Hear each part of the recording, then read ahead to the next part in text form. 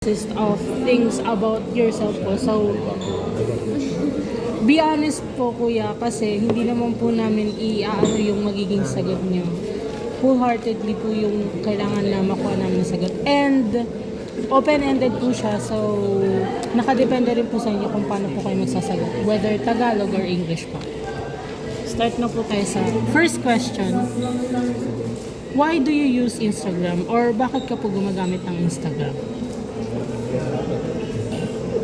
For cloud. Oh, legit. Oh, yun lang.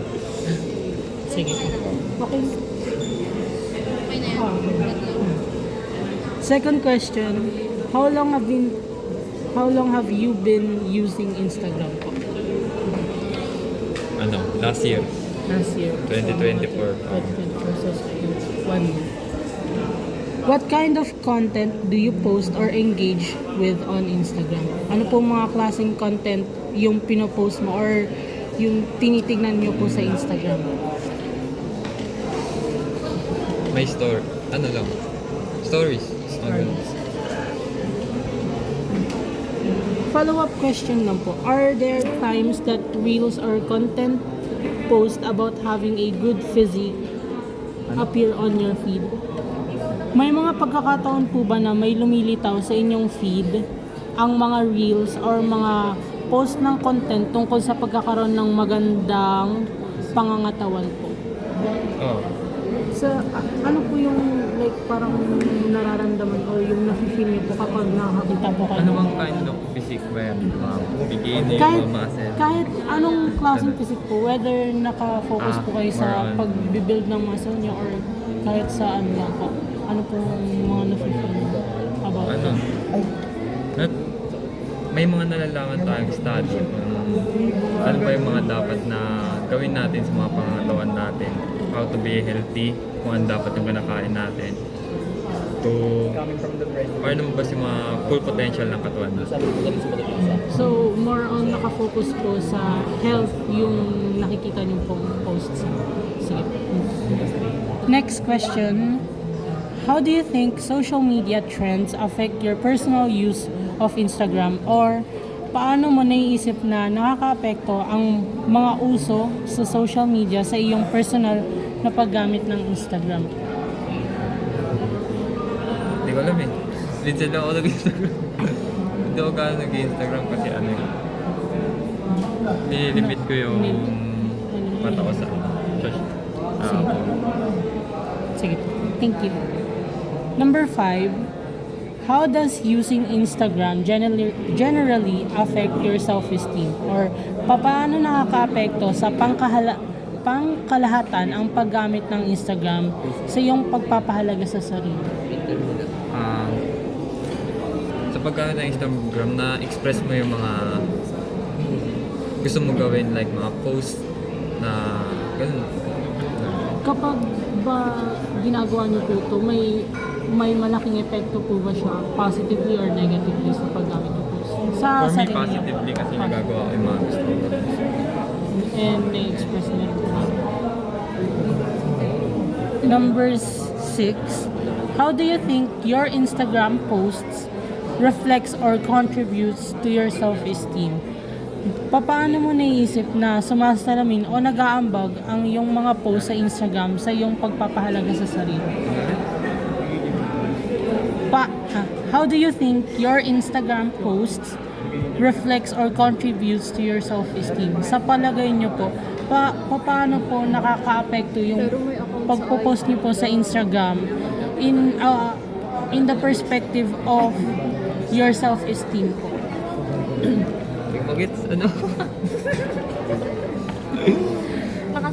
Sa paanong paraan niyo po, sa paanong pamamaraan ng mga post or contents po sa Instagram nakakatulong or may contributions po sa inyo pagdating sa pagtingin sa self-esteem niyo po? Ano ba? Sa pagpo-post ko kasi na express ko yung mga emotions and mga anything na nagpapala sa self-esteem ko. Ganun lang.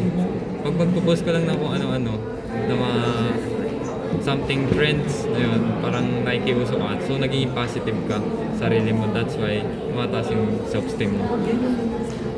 Thank you.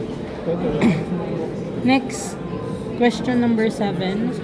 How do you think social media, especially on a visually driven platforms like Instagram, influences your self-perception, self-esteem, and how men curate and present themselves, their image online? Or kapag tinagalog po natin, paano mo iniisip na makaka-impluwensya ang social media, lalo na sa mga visually driven platform tulad ng Instagram, ang pagtingin mo sa sarili, pagpapahalaga mo sa sarili, at kung paano ang ginagawa at pinapakita ng mga lalaki sa kanilang mga imahe online? Sa tingin nyo po, paano po nakaka-apekto yung social media or Instagram sa self-perception nyo po, yung pagtanaw nyo po sa sarili nyo, sa self-esteem, tsaka kung paano nyo po pinapresent yung sarili nyo sa online po. Ganun.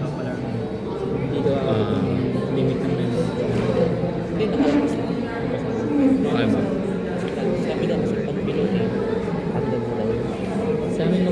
Galit ka. Like, parang nabubuo po ba yung personality or yung buong pagkatao ng isang tao sa pagdating sa pagtingin ng mga content sa social media, or Like yung panonood mo parang opo, na-influensyahan ka nila. bali parang nakabase po sa paggamit mo ng social media niyo po. Paano po ba yung nagiging epekto nun sa kung paano niyo po tinitingnan yung sarili niyo? Paano po kayo nagkakaroon ng self-esteem? Pati kung paano niyo po pinapresent yung sarili niyo sa ibang tao through online po. Ganun. By using Instagram kasi yun eh. Kumbaga nagiging cloud ka nga mapagpanggap minsan. Ganon. Kaya sa paraang yun, na-express mo yung sarili mo na Yung tatlo na Monday, Wednesday. malabas lahat ng emotion mo, mga ganon. Kapag ano, minsan kapag Dahil doon, Wednesday, na ano yung self-esteem mo, mas umaangat. Bali yung main take niyo po sa influence ng social media or Instagram is mas tumataas po yung self-esteem, mas nagkakaroon po kayo ng malinaw na self-perception, and mas nape-present niyo po ng maayos yung sarili niyo. Mas nadayo ko sa mga hindi ako. Number 8. Can you share about how likes, comments, or interactions on Instagram have impacted both your self-esteem, both negatively and positively? Yun, kung kasama natin Tagalog. yung malaki katawan na ano. Maaari ka po bang magbahagi ng karanasan mo tungkol sa kung paano nakaka-apekto ang mga likes, comments, and share na pakikipag-ugnayan o socialization sa Instagram sa iyong pagpapahalaga sa sarili?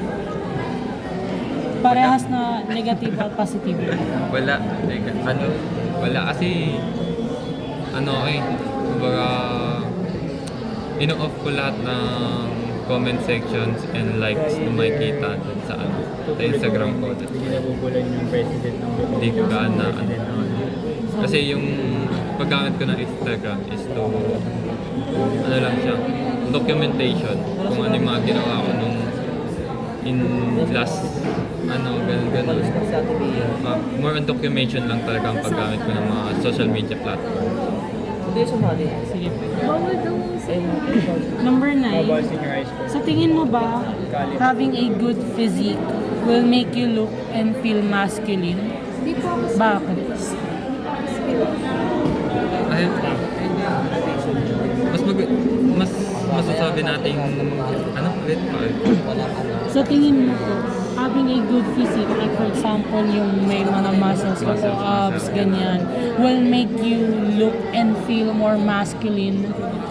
Bakit? Siyempre, kaya nga more on physique kasi mas nalalabas mo yung hindi sa buong potential kasi lahat naman ng body may kanya-kanya tayong favoritism sa mga katawan natin, gusto natin mataba.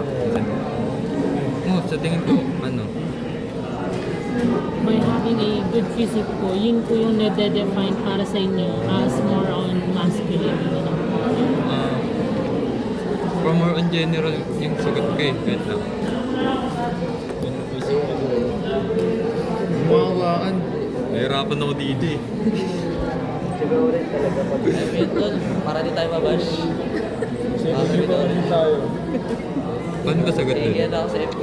Nagbilang FB na. Sabihin nyo, kahit ano lang po, i-explain nyo lang po kung how do you define masculinity, and if so, applicable po ba yung having a good physique as an indicator na mas masculine ka po than others? Parang ganun po yung question. Ano yun? Para lang. Kapag physique yung more on Katawan, yes. or katawan lang ba talaga? Katawan lang na anong klaseng katawan? Kahit ano. Ano po, yung parang nakikita natin yung image sa social media na maganda yung katawan, tas yung mga muscles ko is visual. Para sa akin, maganda yung ganun kasi ano eh. Na lalabas natin yung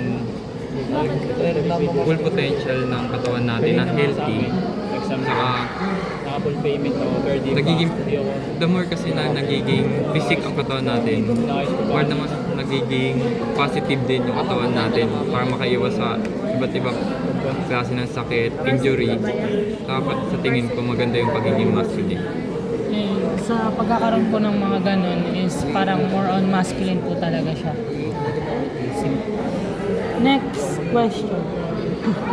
How does the idealized masculine content affect your self-esteem?